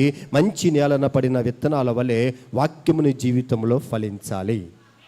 ఆమేన్, ఆమేన్. కాబట్టి మొదట మనం ఎలా ఉండకూడదంట? త్రోవ పక్కన పడిన విత్తనాల వలె మనము ఉండకూడదు. రెండవది ఎక్కడ పడ్డాయి? రాతి నేలన పడ్డాయి అంట. ఈ రాతి నేలన పడ్డ విత్తనాలు ప్రియమైన దేవుని బిడ్డలారా, ఇవి మొలిచినాయి, ఇవి ఫలించబోతున్నాయి. కానీ సరైన వేరు లేనందున, ఈ రాళ్ళు అడ్డంగా ఉన్నందున సూర్యుడు ఉదయించగానే ఏమైపోయిందంటే చెప్పాలి, ఈ విత్తనాలంట చచ్చిపోయినాయి అంట. ఈ విత్తనాలు ఎదగాలని ప్రభు కోరుకున్నాడు, ఈ విత్తనాలు ఫలించాలని ప్రభు కోరుకున్నాడు, ఈ విత్తనాలు అభివృద్ధి చెందాలని ప్రభు కోరుకున్నాడు. కానీ ఈ విత్తనాలు ఫలించడం లేదు. కారణము కొన్ని రాళ్ళు అడ్డంగా ఉన్నాయి. ఇవి ఎదగకుండా, ఇవి ఫలించకుండా, ఇవి విస్తరించకుండా, ఇవి అభివృద్ధి చెందకుండా కొన్ని రాళ్ళు అడ్డంగా ఉన్నాయంట. వాక్యం వింటున్నటువంటి ప్రతి దేవుని బిడ్డ, ఇక్కడ కూర్చున్నటువంటి మనందరి జీవితంలో దేవుని సంకల్పం ఏంటంటే, దేవుని ఉద్దేశం ఏంటంటే, నువ్వు ఫలించాలనేది దేవుని ఉద్దేశము, నువ్వు విస్తరించాలనేది దేవుని ఉద్దేశము, నువ్వు అభివృద్ధి చెందాలనేది దేవుని ఉద్దేశము. అనేక మంది ఆకలిని తీర్చగలిగినటువంటి ఒక రొట్టెగా నువ్వు మారాలనేదే దేవుని సంకల్పము. అయితే నువ్వెందుకు విస్తరించలేకపోతున్నావు, ఎందుకు ఫలించలేకపోతున్నావు? అనేక సంవత్సరాలుగా మందిరానికి వస్తున్నప్పటికి కూడా, భక్తి చేస్తున్నప్పటికీ కూడా, ప్రార్థన చేస్తున్నప్పటికీ కూడా ఎందుకు మన జీవితంలో అభివృద్ధి కనపట్లేదంటే, మన జీవితంలో దేవునికి మనకు మధ్య కొన్ని రాళ్ళు అడ్డంగా ఉన్నాయి. ఆ రాళ్ళు నిన్ను ఎదగనివ్వడం లేదు. ఆ రాళ్ళు నిన్ను ఎదగనివ్వకుండా నిన్ను, నీ ఆత్మీయ జీవితాన్ని, నీ విశ్వాస జీవితాన్ని అణిచివేస్తా ఉన్నాయి. ఈ పగటి కాలపు వేళ దేవుని మాటలు వింటున్నటువంటి ప్రియ దేవుని బిడ్డ, నీ విశ్వాస జీవితానికి, నీ ఎదుగుదలకి, నీ ఫలానికి ఏ రాళ్ళు అడ్డంగా ఉన్నాయో ఈ పూట ఆ రాళ్ళు వేరేయాలి. నువ్వు ఆ రాళ్ళు తొలగించాలి. నువ్వు ఒక యవనస్తుడు యేసుక్రీస్తు వారి దగ్గరికి వచ్చాడంట. యేసుక్రీస్తు వారి ఎదుట మోకాలు ఉన్నాడంట. పరిగెత్తుకుంటా వచ్చి యేసయ్య ఎదుట మోకాలుని సాగిలపడి, సద్భోగకుడా, నిత్య జీవానికి నేను వారసుడిగా మార్చబడాలి, నిత్య జీవాన్ని నేను పొందుకోవాలి, పరలోకానికి వెళ్ళాలి, నీ ముఖ దర్శనము చెయ్యాలి, 24 పెద్దల మధ్య, 4 జీవుల మధ్య, కోటాను కోట్ల దూతల చేత పరిశుద్ధుడు పరిశుద్ధుడు అని గాన ప్రతిగానములతో స్తుతి యాగము చేయబడుతున్నటువంటి ఆ దేవుని ఎదుట నిన్ను నిలబడాలి. అలా నిలబడాలంటే నన్ను ఏం చేయమంటావు? యేసయ్య అంటాడు కదా, ధర్మశాస్త్రంలో నీకు ఆజ్ఞలు అనుగ్రహించబడ్డాయి కదా, నరహత్య చెయ్యొద్దు, విభిచరించొద్దు, దొంగిలించవద్దు, అబద్ధ సాక్ష్యం పలకొద్దు, ఇట్లాగా కొన్ని కట్టడలు ఇవ్వబడ్డాయి కదా, కొన్ని ఆజ్ఞలు ఇవ్వబడ్డాయి కదా.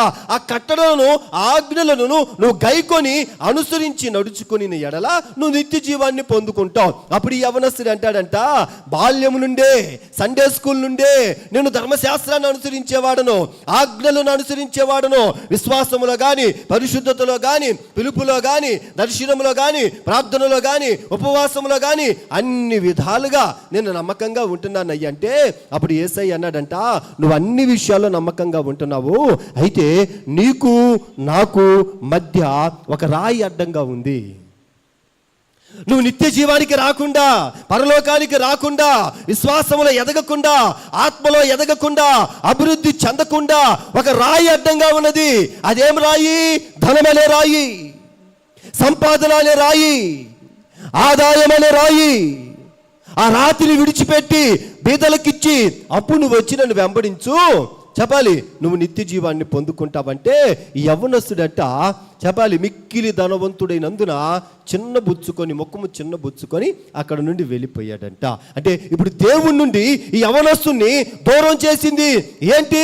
ధనాపేక్ష అనేటువంటి ఒక రాయి మనిషిని దేవుని నుండి దూరం చేసింది. ఇతను ప్రార్థనాపరుడే, ఇతను ఆత్మీయుడే, ఇతను పరిశుద్ధుడే, ఇతను దర్శనము కలిగిన వాడే, మందిరానికి వచ్చేవాడే, పాటలు పాడేవాడే, ఆరాధన చేసేవాడే, ప్రార్థన చేసేవాడే, ఉపవాసం ఉండేవాడే, పరిచర్య చేసేవాడే, గుప్పిలాడే. అయితే నిత్య జీవాన్ని కోల్పోతున్నాడు. కారణము దేవునికి తనకు మధ్య ఒక రాయి అడ్డంగా ఉంది. నేను 2014లో రక్షించబడ్డా.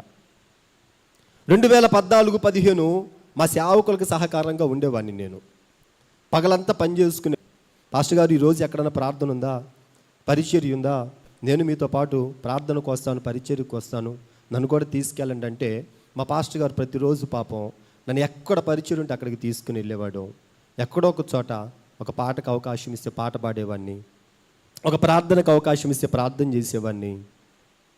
ఎక్కడన్నా ఒక 10 నిమిషాలు సాక్ష్యం పంచుకోమంటే గవినిలాగా ఉండేది పిల్లారా. క్రిస్మస్ నెల వచ్చిందంటే ఇంకా చూడండి అన్నీ సెమీ క్రిస్మస్లే కదా, ఇంకా మా పాస్టర్ గారు ఎక్కడ ప్రార్థన తీసుకెళ్తే అక్కడికి వెళ్ళి అసలు ఆత్మలో ఆరాధించి, సత్యముతో ఆరాధించి, నా సాక్ష్యాలు చెప్పుకోవటం, ప్రార్థనలు చేయటము, నేను పాటలు పాడటము. అసలు మాకు ఒక పండగ, ఇంకా అది క్రిస్మస్ 25 పండగ అయితే నాకైతే ఆ నెలంతా పండగలాగా ఉండేది. ఎక్కడ ప్రార్థనలు ఉన్న మా పాస్టర్ గారితో పాటు చాలా సహకారంగా వెళ్తూ ఉండేవాడిని. నన్ను చూశాడు నా దేవుడు, దీవించటం మొదలుపెట్టాడు, ఆశీర్వదించడం మొదలుపెట్టాడు. సొంత పనులు చేసుకుంటున్నా, ఒక పక్క వ్యాపారం చేసుకుంటున్నా, చేతి నిండా ధనము, ఇంటి నిండా డబ్బు.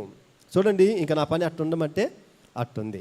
2014 అంతా బాగున్నా, 2015 అంతా బాగున్నా, 2016లో విస్తారమైన సంపాదన, చేతి నిండా డబ్బు, మంచి పని, మంచి వ్యాపారం. ఈ పనులో పడి, సంపాదనలో పడి, ఆదాయంలో పడి మా పాస్టర్ గారికి ఫోన్ చేయటం మానేసా.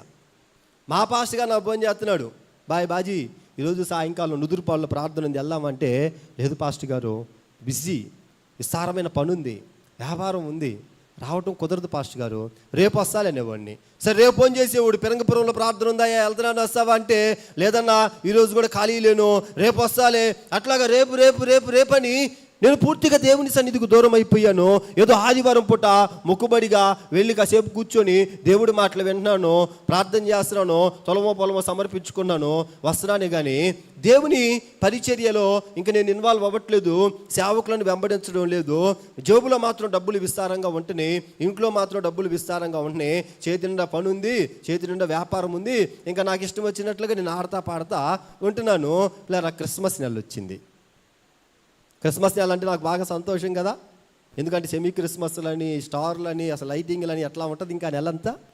ఇంకా ఆ నెల మా పాస్టర్ గారు ఫోన్ చేశాడు, అయ్యా ఈ సంవత్సరం అంతా నువ్వు పరిచర్కి రాలేదు, ఆఖరి నెలలోకి వచ్చావు, ఇప్పుడన్నా రాయ్యా అంటే, పాస్టర్ గారు చేతి నిండా పనుంది పాస్టర్ గారు, పండగ నెల పాస్టర్ గారు, విస్తారమైన పనులు ఉన్నాయి పాస్టర్ గారు, వస్తానులే, నేనే ఫోన్ చేస్తాను, మీరు నాకు ఫోన్ చేయొద్దు, మీరు ఇబ్బంది పడొద్దు, నన్ను ఇబ్బంది పెట్టొద్దు పాస్టర్ గారు, నేనే ఫోన్ చేస్తానని. పిల్లరా గమనించండి, క్రిస్మస్ నెలంతా పరిచర్కి నేను వెళ్ళలేదు.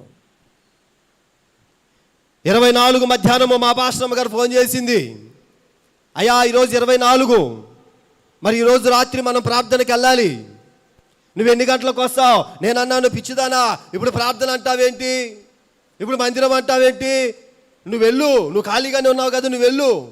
నేను ప్రార్థన పరిచర్య అంటే తిరిగితే డబ్బులు ఎవరు సంపాదిస్తారు, ఇల్లు ఎట్ట జరిగిద్ది? సంపాదించే టైంలోనే సంపాదించుకోవాలి, అవకాశం ఉన్నప్పుడే 4 రాళ్ళు వెనకేసుకోవాలి. కాబట్టి నాకు రావటం కుదరదు, నేను ఏదో ఒక టైంలో వస్తాను, ఇంట్లో డబ్బులు ఉన్నాయి కదా, తీసుకెళ్ళి పలహారం పంచి కానుకిచ్చి నువ్వు ప్రార్థన చేయించుకోండిరా, నాకు రావటం కుదరదన్నా. మా పాస్టర్ గారు బతిలాడింది, ఏ స్థితిలో నుంచి మనము లేచామో ఒకసారి ఆ స్థితిని జ్ఞాపకం చేసుకో. ఏ గుంటలో నుంచి ప్రభు నిన్ను లేపాడో, ఏ బండ నుంచి ప్రభు నిన్ను చెక్కాడో, ఏ స్థితి నుంచి మనము లేవనెత్తబడ్డామో ఆ స్థితిని జ్ఞాపకం చేసుకోయ్యా. ఫోన్ పెట్టేశాను. 24 రాత్రి నేను వెళ్ళలేదు, 24 నైట్ అంతా కుర్రలను పెట్టుకొని పనులు చేయించాం.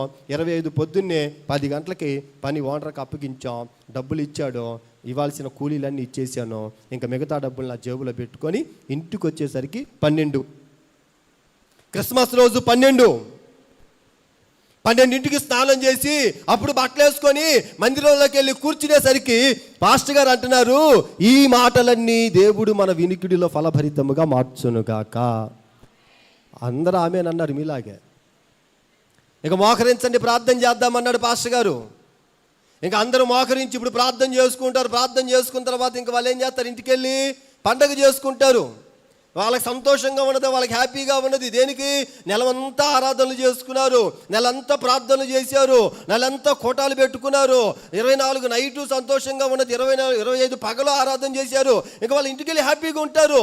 కానీ అక్కడికి వెళ్ళి మోకరించాను కదా, ఇంకా నా మనసుకు నెమ్మది లేదు, నా హృదయానికి ఆ క్రిస్మస్ ఆనందం లేదు, నా గుండెల్లో పండగ సంతోషం లేదు.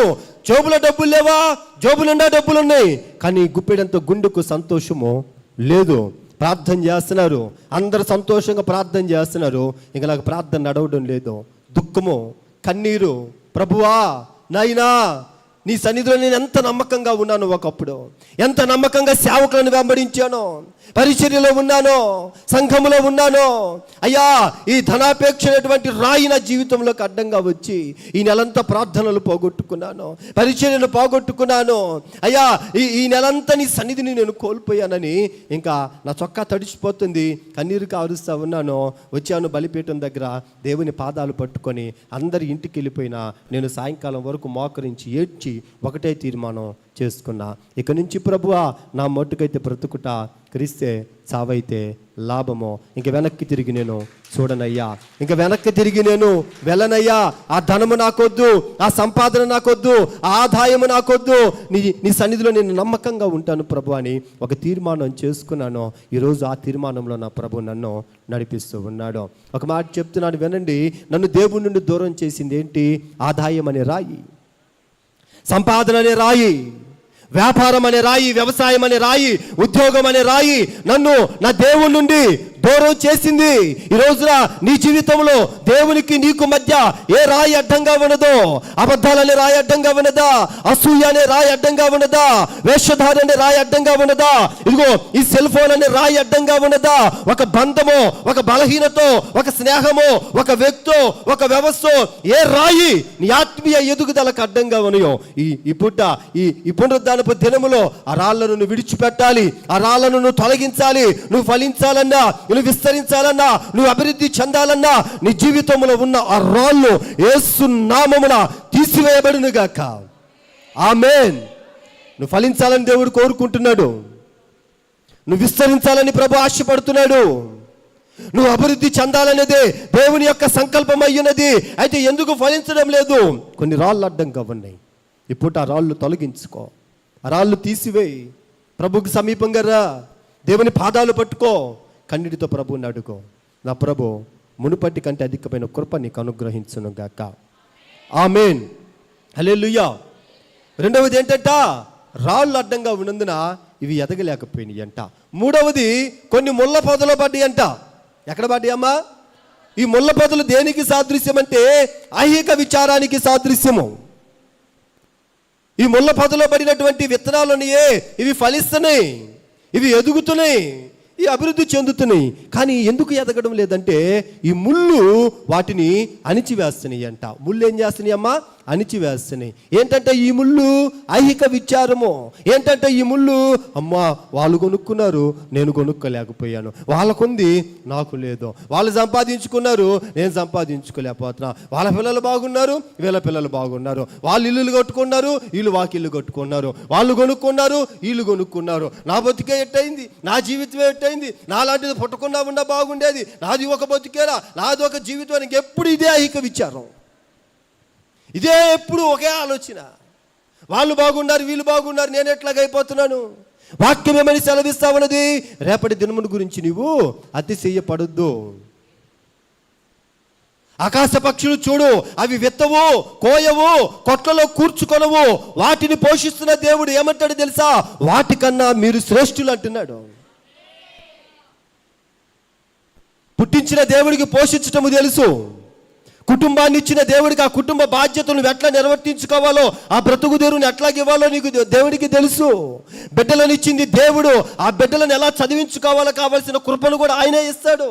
వాళ్ళను పోషించుకోవటం, వాళ్ళను పెంచుకోవటము, వాళ్ళకు కావాల్సింది నువ్వు ఎలాగ ఇవ్వాలో దేవుడే నీ కృపనిస్తాడు. నీ బిడ్డల గురించి నీకంత ఆలోచన ఇస్తే ఉంటే, నేను అంటాను, మట్టి శరీరంతో కన్నటువంటి మనకే మన బిడ్డల మీద ఇంత ప్రేమ ఉంటే, ప్రాణం పెట్టి మనలను కొనుక్కున్న దేవుడు కదా, రక్తము చిందించి మనలను సంపాదించుకున్న దేవుడు కదా, మన పట్ల ఇంకా ఆయనకి ఎంత ఆశ ఉంటుందో కదా, మన పట్ల ఎంత ఉన్నతమైన సంకల్పం ఉంటుందో కదా. ఆయన నమ్ముకుంటే ఆయన మనల్ని ఎందుకు సిగ్గుపరుస్తాడు, మనల్ని ఎందుకు చేయి విడిచిపెడతాడు, మనల్ని ఎందుకు త్రోసివేస్తాడు? వాక్యం పెట్టిన ప్రియమైన దేవుని బిడ్డలారా, సింహపు పిల్లలైన లేమి కలిగి కొదువు కలుగుంటే ఏమో కానీ నా బిడ్డలకు ఏ కొదువ నేను కలగనివ్వనన్నాడు. ఆయన పగలు మేఘస్తంభమై రాత్రి అగ్ని స్తంభమై ఇజ్రాయేలు ప్రజలు నడిపించినటువంటి దేవుడు, దేవదూతలు తినేటువంటి మన్నా చేత ప్రజలను పోషించాడు. చేల్చబడినటువంటి బండల నుండి నీటి ఊటను పుట్టించి ఈ ఇజ్రాయేల్ ప్రజల దాహాన్ని ప్రభు తీర్చాడు. నేను అనే మాట, వాళ్ళందరినీ మోసే దేవుడు ఈరోజు నిన్ను మోస్తున్నాడు, నీ కుటుంబాన్ని మోస్తున్నాడు, నీ బిడ్డలను మోస్తున్నాడు, ఈ పరిచర్యను మోస్తున్నాడు. నీ గురించి నువ్వు కాదు ఆలోచించాల్సింది, నీ గురించి ఆయన ఆలోచిస్తున్నప్పుడు ఇంకా నువ్వు చింతపడాల్సినటువంటి అవసరం ఏంటి? చింత ఏం చేసిద్దంటే, చితి అంట చచ్చిపోయిన మనిషిని కాల్చిద్దంట. ఏమో అర్థమవుతుందా? చితి ఏం చేసిద్ది? చచ్చిపోయిన శవాన్ని గాలిస్తే చింత బతుకున్న మనిషిని కాల్చిద్దంట. నా దగ్గరకు ఒక చెల్లిని తీసుకొచ్చారు. ఏమ్మా అంటే, అయ్యా ద్రాక్షకాయలు తింటది, యాపిల్ కాయలు తింటది, పైనాపిల్ తింటది, కూర తింటది, మాంసం తింటది, అన్నీ తింటుంది అయ్యా. మరి ఏమవుతుంది? తిన్నది తింటది కానీ ఒంటికి పట్టట్లేదయ్యా. రోజు రోజుకి ఎండి చేప ఎండుకుపోయినట్టు ఎండుకుపోతుంది అయ్యా. ఈ అమ్మాయిని హాస్పిటల్ తీసుకెళ్ళి చూపించకపోయారమ్మా అంటే, హాస్పిటల్ తీసుకెళ్ళి చూపించామయ్యా. మరి ఏమైంది? ఏ రోగం లేదని డాక్టర్లు చెప్తున్నారు. మరి ఏ రోగం లేనప్పుడు మనిషి ఎందుకు ఇట్లా క్షీణించుకుపోతుంది? మనిషి ఎందుకు ఇలాగ పేషెంట్ అయిపోయింది? ఏ రోగం లేనప్పుడు మనిషి ఎందుకు ఇలాగ అయిపోతుందమ్మా? అప్పుడు నేను అడిగాను ఆ చెల్లిని, ఏమన్నా ఆలోచిస్తున్నావంటే, అప్పుడు కళ్ళ నిండా నీళ్లు పెట్టుకొని ఆమె చెబుతా ఉంది. ఏమని? అవునన్నయ్య, ఆలోచన, బెంగ, దిగులు, చింత, పిల్లలు ఏమైపోతారో, నా భర్త ఏమైపోతాడో, నా ఇల్లు ఏమైపోద్దో, నా కుటుంబం ఏమైపోద్దో, రోజు ఇదే ఆలోచన, రోజు ఇదే ఆలోచన. ఆ చింత ఏం చేసింది? తిన్నా వంటికి పట్టట్లా, నిద్రపోయినా నిద్ర పట్టట్లా, సంపాదించినా సంతోషం లేదు, అన్నీ ఉన్నా ఆనందం లేదు. ఆ ఆలోచన మనిషిని ఏం చేస్తుందంటే కృంగతీస్తుంది. ప్రభు అంటాడు ఈ ముళ్ళ పొదలో పడినటువంటి విత్తనాలంట ఈ ఐహిక విచారాలు కలిగిన వాళ్ళకు సాదృశ్యం అంట. నీ గురించి నీకన్నా నీ దేవుడు ఎక్కువగా ఆలోచిస్తున్నప్పుడు నువ్వెందుకు ఆలోచించాలి? నువ్వెందుకు బాధపడాలి? నువ్వెందుకు కన్నీరు గార్చాలి? నువ్వెందుకు దాని గురించి ఆలోచించి నువ్వు ప్రార్థనలో పడిపోతున్నావు, విశ్వాసంలో పడిపోతున్నావు, కడుపు నిండా తినలేకపోతున్నావు, కంటి నిండా నిద్రపోలేకపోతున్నావు, ఇంట్లో సంతోషం లేదు, గుండెల్లో సమాధానం లేదు. వాక్యం వింటున్న ప్రియమైన దేవుని బిడ్డ, నేను పిలిచిన దేవుడు నమ్మదగిన దేవుడు. సమస్తమైన పరిస్థితుల నుంచి ఆయన నిన్ను విడిపిస్తాడు. హల్లెలూయా చెప్పాలి గట్టిగా. యాత్రికుని ప్రయాణం అని ఒక బుక్ ఉంటుంది, అది మీకు అందుబాటులో ఉంటే చదవండి. ఈ ప్రపంచం అంతట్లో ఎక్కువగా అమ్ముడిపోయిన పుస్తకాలు ఏంటంటే బైబిల్, పరిశుద్ధ గ్రంథం తర్వాత రెండవదిగా యాత్రికుని ప్రయాణం అనే పుస్తకాలు ఎక్కువగా అమ్ముడిపోయినాయి. ఆ పుస్తకం రాసిన ఆయన పేరు ఏంటంటే జాన్ బెనియన్. ఆయన యాత్రికుని ప్రయాణం అనే బుక్ రాశాడు. అది చాలా శ్రేష్టమైన విషయాలు దాంట్లో ఉంటే చదవండి. ఒక 10 నిమిషాలు నేను చెప్పి ముగిస్తాను. చూడండి, ఈయన యాత్రకి వెళ్తూ ఉన్నాడు, బ్యాగ్ తగిలించుకున్నాడు, మంచిగా బట్టలు వేసుకొని ఈయన వెళ్తున్నాడు కర్ర చేత్తో పట్టుకొని. ప్రయాణం చేస్తూ ఒక నది దగ్గరకు వచ్చాడు. ఒక నది దగ్గరికి రాగానే ఆ నది దగ్గర ఈయనకి ఎదుట ఈయనలాంటి ఒక వ్యక్తి నిలబడ్డాడు. ఈయనలాంటి బట్టలు వేసుకున్నాడు, ఈయనలాగే బ్యాగ్ తగిలించుకున్నాడు, ఈయనలాగే కర్ర చేత్తో పట్టుకుని సేమ్ ఇంక ఇతనిలాగే ఉన్నాడు. ఈ వ్యక్తి ఇలాగ నిలబడినప్పుడు ఈయనలాగే ఉన్నటువంటి ఆ వ్యక్తి ఉన్నాడే, ఆ వ్యక్తి ఏం చేస్తున్నాడంటే ఒక పాత్రను చేత్తో తీసుకొని ప్రవహిస్తున్నటువంటి నది ఉంది కదా, ఆ నదిలో నీటిని ముంచి ఈ జాన్ బెనియన్ మీద విసురుతున్నాడు ఆ నీళ్ళని. ఈయనకు అర్థం కావట్లా, వీడెవడరా, వీడు నాలాగే ఉన్నాడు, వీడేంది నదిలో ప్రవహిస్తున్న నీళ్లు తీసుకొని నా మీద చల్లుతున్నాడు, అసలు ఏం జరుగుతుంది ఏందో అర్థం కాక ఈయన స్టన్ అయిపోయి అట్లా నిలబడి చూస్తూ ఉన్నాడు. ఆ వ్యక్తి అయితే విసురుతూ ఉన్నాడు. మొత్తానికి విసిరి విసుగు పుట్టి ఆగిపోయాడు. ఆగిపోయిన తర్వాత ఈయన అడుగుతున్నాడు, రే ఎవరు నువ్వు, ఎక్కడి నుండి వచ్చావు, నా మీద ఎందుకు నీళ్లు విసురుతున్నావు?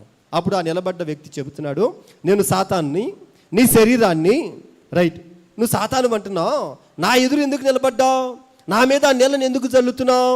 అప్పుడు ఆ సాతాను అంటాడంట, ఆ శరీరం అంటదంట, తన ఎదుట నిలబడ్డటువంటి వ్యక్తి అంటాడంట, నువ్వు ఆత్మలో ఎదుగుతున్నావు, విశ్వాసంలో ఎదుగుతున్నావు, దేవునిలో మండుతున్నావు, దేవునిలో ప్రకాశిస్తున్నావు. అయితే నిన్ను ఆర్పాలని నేనేం చేస్తున్నానంటే నదిలో ప్రవహిస్తున్నటువంటి నీటిని నీ మీద విసురుతున్నా. అప్పనే నీటిని విసురుతున్నాను, నిందలనే నీటిని విసురుతున్నాను, కష్టాలనే నీటిని విసురుతున్నాను, ఆకలి దప్పులని నీటిని విసురుతున్నాను, అవమానము, కన్నీరు, లోక సంబంధమైనటువంటి సమస్యలు, పోరాటాలు, కష్టాలు, యుద్ధాలు అన్నీ నీ మీద విసురుతున్నా. దేనికి? నిన్ను ఆర్పాలని, నిన్ను పడగొట్టాలని, విశ్వాస జీవితంలో నిన్ను కదిలించాలని, నీ దర్శనం నుండి నిన్ను దూరం చేయాలని నేను రకరకాల నీళ్లను నీ మీద విసురుతున్నా. అప్పుడు జాన్ బనీని అడిగాడంట, సరే విసిరి ఎందుకు మరి ఆగిపోయావు, విసరొచ్చు కదా అంటే ఆడంటాడంట, ఆ సాతానుగాడు అంటాడంట, బాబు నేను ఎంత విసురుతున్నానో అంతకంత నువ్వు ప్రకాశిస్తున్నావు. కొట్టు చప్పట్లు గట్టిగా, ఆమేన్. నేను ఎంత ఆర్పాలని ప్రయత్నిస్తున్నానో అంతకంత నువ్వు ప్రకాశిస్తున్నావు. నేను ఎంత ఆర్పాలని ప్రయత్నిస్తున్నానో అంతకంత నువ్వు మండుతున్నావు. నిన్ను నేను ఆర్పలేకపోతూ ఉన్నాను. దేనికి ఆర్పలేకపోతున్నావు రా సాతానా అని ఈ జాన్ బనీని అడిగితేనంట, అప్పుడు ఈ జాన్ బనీన్ అంట, ఈ జాన్ బనీని ఎదుట ఉన్న సాతానుగాడంట ఇతని వెనక ఎవరో ఒక బలమైన వ్యక్తి నిలబడినట్లుగా చూశాడంట. చూసి ఆ వ్యక్తి వెనక నిలబడింది ఎవరని ఇట్లా తొంగి చూస్తేనంట, 2 రెక్కలతో ముఖాన్ని కప్పుకొని, 2 రెక్కలతో కాళ్ళను కప్పుకొని, 2 రెక్కలతో ఎగురుతూ సైన్యములకు అధిపతి యెహోవా యెహోవా పరిశుద్ధుడు పరిశుద్ధుడు పరిశుద్ధుడు అని గాన ప్రతిగానములు చేసే ఒక దూత నిలబడి ఉన్నారంట. ఆ దూత వినండి, ఆ దూత ఏం చేస్తున్నారు తెలుసా? ఈ సాతానుగాడు పాత్రతో నీళ్లు ముంచి జాన్ బనీని మీద విసురుతుంటే ఈ దూత ఏం చేస్తున్నాడంటే పాత్రతో పరలోకంలో నుండి తైలాన్ని తీసుకొని, నూనెను తీసుకొని ఈ జాన్ బనీని మీద కుమ్మరిస్తూ ఉన్నాడు. హల్లెలూయా, హల్లెలూయా. వీడు ఒక పాత్రతో నీళ్లు విసురుతా ఉంటే ఆ దూత 2 పాత్రలతో నూనె ముంచి పోస్తున్నాడు ఈయన మీద. అందుకని వీడు ఎంత ఆర్పాలని ప్రయత్నిస్తా ఉన్నా ఆయన అంతకంత మండుతున్నాడు, అంతకంత తేజరిల్లుతున్నాడు, అంతకంత ప్రకాశిస్తూ ఉన్నాడు, కానీ ఆరిపోలేకలేదు. నేను ఒక మాట చెప్తాను విను. ఆ జాన్ బనీని వెనక ఉన్న దేవదూతే నీ వెనక కూడా ఉన్నాడు. ఆ జాన్ బనీని నడిపిస్తున్న దేవుడే నిన్ను నడిపిస్తున్నాడు, నీ కుటుంబాన్ని నడిపిస్తున్నాడు, నీ బిడ్డలను నడిపిస్తున్నాడు. ఈ గాస్పల్ టెంపుల్ పరిచర్యను కూడా ఆయనే నడిపిస్తూ ఉన్నాడు. కాబట్టి నువ్వు ఐక విచారపడొద్దు, నువ్వు ఆలోచన చేయొద్దు, నువ్వు కలవరపడొద్దు. నీ గురించి ఆలోచించే దేవుడు ఒక ఆయన ఉన్నాడు. ఆయన ఒక దినం వస్తుంది, ఒక కాలం వస్తుంది, ఒక సమయం వస్తుంది, నీ కన్నీరు నాట్యంగా మార్చబడుతుంది, నీ దుఃఖము సంతోషంగా మార్చబడుతుంది, నీ అవమానం అంతా కూడా నా ప్రభు ఘనతగా మారుస్తాడు. నువ్వెంత అవమానం అనుభవిస్తున్నావో, ఎన్ని నిందలు మోస్తున్నావో, ఎన్ని బాధలు పడుతున్నావో, ఆర్థికంగా ఎంత నలిగిపోతున్నావో, కుటుంబంలో ఎంత కుమిలిపోతున్నావో, నీ కన్నిటిని చూస్తున్న దేవుడు ఒక ఆయన ఉన్నాడు. ఆయన నీ విచారములన్నీ యేసు నామములో కొట్టివేయును గాక, నీ దుఃఖ దినములను సమాప్తము చెయ్యునుగాక, నీ కుటుంబానికి కృప కలుగునుగాక, నీ కుటుంబాలపై దేవుని మహిమ దిగివచ్చునుగాక, దేవుని రక్తపు కంచె ఈ పరిచర్య చుట్టూ నా ప్రభు కట్టునుగాక. ఆమేన్. ఐహిక విచారములు ఈ ముళ్ళ పొదన పడిన నేలకి విత్తనాలకు సాదృశ్యమంట. ఆఖరిగా ఒక మాట చెప్పి నేను ముగిస్తా. ఆఖరిగా ఏంటంట? మంచి నేలన పడిన విత్తనాలు. మొదట త్రోవ పక్కన పడిన విత్తనాల వలె మనం వండకూడదు. రెండవది రాతి నేలన పడిన విత్తనాల వలె మనం వండకూడదు. మూడవది ముళ్ళ పొదలో పడిన విత్తనాల వలె మనం వండకూడదు. ఎలాగ ఉండాలంటే మంచి నేలన పడిన విత్తనాల వలె మనం ఉండాలి. మంచి నేలలో, సారవంతమైన నేలలో, సారవంతమైనటువంటి భూమిలో, ప్రయోజనకరమైన భూమిలో విత్తనాలు విత్తి చూడండి. అవి 100 60 30 ఫలం వస్తానే ఉంటుంది. మన హృదయం కూడా ఒక సారవంతమైన నేలగా మార్చబడాలి, ఒక సారవంతమైన భూమిగా మార్చబడాలి. ఈ హృదయములను అసూయ తొలగించుకొని, కుళ్ళు, కుతంత్రాలు, లోక సంబంధమైనటువంటి ఆలోచనలు ఈ హృదయంలో నుంచి తొలగించుకొని ఈ హృదయం సారవంతమైన నేలగా మార్చబడ్డప్పుడంట ఈ హృదయంలో పడినటువంటి వాక్యం అంట 30 60 100 ఫలిస్తుంది. కాబట్టి ఆ వాక్యము నీ గుండెల్లో ఉన్నందున నువ్వు చేసే ప్రయత్నాలన్నిటిని నా ప్రభు సఫలపరుస్తాడంట. నువ్వు వెళ్ళే మార్గాలన్నిటిని నా ప్రభు సరళము చేస్తాడంట. నువ్వు ఎక్కడ అడుగు పెట్టినా ఆ స్థలాలను నా ప్రభు దీవిస్తాడు. కాబట్టి నీ గుండె, నీ నేల, నీ భూమి అంటే నీ హృదయం ఎలాగ మార్చబడాలంటే ఒక సారవంతమైన భూమిగా, ఒక సారవంతమైన నేలగా మార్చబడాలి. ప్రియమైన దేవుని బిడ్డలారా, సౌలు దినదినము దావీదును చంపే ప్రయత్నం చేస్తూ ఉన్నాడు. వినండి, అయితే దావీదు మాత్రము సౌలు తన చేతికి దొరికిన చంపలేదు. కారణము సౌలు గుండెల్లో వాక్యము లేదు, దావీదు గుండెల్లో వాక్యం ఉంది. కాబట్టి వాక్యము దావీదు గుండెల్లో ఉన్నందున దావీదుకు అసూయ కలగలేదు, పగ కలగలేదు, ఈర్ష్య కలగలేదు. ఎవరి గుండెల్లో వాక్యం ఉంటుందో, ఎవరి హృదయంలో వాక్యానికి చోటు ఉంటుందో వాళ్ళు అసూయ పడరు, వాళ్ళు పగ పెట్టుకొనరు, వాళ్ళు ద్వేషించరు, వాళ్ళు ప్రేమిస్తారు, వాళ్ళు క్షమిస్తారు, వాళ్ళు ఓర్చుకుంటారు. వాక్యం ఎవరి గుండెల్లో అయితే ఉంటుందో వాళ్ళు యేసుక్రీస్తు వలె రూపాంతరపరచబడతారు, యేసయ్య పోలికలోనికి మార్చబడతారు. కాబట్టి వాక్యాన్ని వింటున్నప్పుడు యోగ్యమైన మనసుతో నువ్వేం చేయాలంటే దానిని అంగీకరించాలి. ఇది దేవుని మాట, నా కాపరు నుండి నాతో మాట్లాడుతున్నటువంటి మాట. ఈ మాట నేను అంగీకరించాలి, ఈ మాట నేను స్వీకరించాలి. అది గద్దింపే కానీ, అది ఖండించి చెప్పిన మాటే కానీ, అది ప్రేమతో చెప్పిన మాటే కానీ, ఏ మాటైనా కూడా ఆశీర్వాద పలుకులు పలికినప్పుడు నువ్వు ఎట్లాగో తీసుకుంటావో, గద్దింపు వచ్చినప్పుడు కూడా నువ్వు అలానే దానిని తీసుకోగలిగితే ఆ మాట నీ జీవితంలో ఏం చేస్తుందంటే ఫలించటానికి, నువ్వు విస్తరించటానికి, క్రమక్రమముగా నువ్వు అభివృద్ధి చెందటానికి కృపను చూపుతుంది. కాబట్టి మీ హృదయాలన్నీ కూడా మంచి నేలన పడిన విత్తనాల వలె మార్చబడును గాక. ఆమేన్. చెప్పండి, 4 మాటలు చెప్పానా? మొదట ఎట్లా ఉండకూడదు, మనం త్రోవ పక్కన పడిన విత్తనాల వలె ఉండకూడదు. రెండవది రాతి నేలన పడిన విత్తనాల వలె ఉండకూడదు. మూడవది ముళ్ళ పొదలో పడిన విత్తనాల వలె మనం ఉండకూడదు.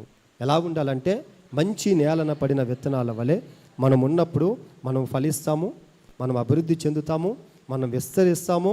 చెప్పాలి, నువ్వు ఫలించి విస్తరించి అభివృద్ధి చెందినప్పుడు ఏమవుతుంది తెలుసా? నువ్వు అనేకులకు ఒక దీవెనగా, అనేక మంది ఆకలిని తీర్చే ఒక రొట్టెగా నువ్వు మార్చబడతావు. ఆమేన్. తలలు వంచుదాము. ప్రభు ఈ మాటలు దీవించండి, ఆశీర్వదించును గాక. చిన్న ప్రార్థన చేస్తాను మీ అందరి కోసం. తలలు వంచుదాము. పరిశుద్ధ ప్రేమాస్వరూపి, సకల ఆశీర్వాదముల కారణభూతురా మీకు స్తోత్రము. గడిచిన కాలమంతా కూడా మమ్మలను మీరు దీవించి ఆశీర్వదించి మీ కృపనిచ్చారు. చక్కటి మాటలు ప్రభా నాయన మాకు అందించారు. మీ వాక్యపు వెలుగులో మా జీవితాన్ని సరిచేసుకుంటూ కృప చూపించండి. చెప్పబడిన వాక్యము అందరి జీవితాల్లో నీరు కట్టి ఫలింపచేయండి. వాక్యం విన్నటువంటి ప్రతి కుటుంబాన్ని, ప్రతి బిడ్డను ప్రభా మీరు దీవించి ఆశీర్వదించి ఫలభరితమైన జీవితాలు వాళ్ళకు అనుగ్రహించి పచ్చని ఒలీవ మొక్కల వలె కుటుంబాలుగా మీ సన్నిధిలో స్థిరపరచబడుటకు కృపద ఇచ్చేసి మీ నామాన్ని మహింపరుచుకోమని మరొక్కసారి కృతజ్ఞతాస్తుతులు మీకు చెల్లించుకుంటూ మహిమ ఘనతా ప్రభావాలు మీకే ఆరోపించుకుంటూ యేసుక్రీస్తు వారి నామమున ప్రార్థన చేసి అడిగి పొందుకుని నామ పరమ తండ్రి, ఆమేన్. అందరికీ వందనాలు. లరా, మీకు ఎవరికైనా ప్రార్థన అవసరం ఉన్నట్టయితే కింద మా నెంబర్ ఇవ్వబడినది. ప్రార్థన అవసరతలు ఉన్నవారు మాకు ఫోన్ చేస్తే మీ నిమిత్తము మేము ప్రార్థన చేస్తాము. మా నిమిత్తము, మా పరిచర్య నిమిత్తము మీరందరూ కూడా ప్రార్థన చేయవలసిందిగా యేసుక్రీస్తు వారి నామమున కోరుకుంటూ నా మాటలు ముగిస్తూ ఉన్నాను. నా ప్రభు మిమ్ములను, మీ కుటుంబములను దీవించి ఆశీర్వదించి బలప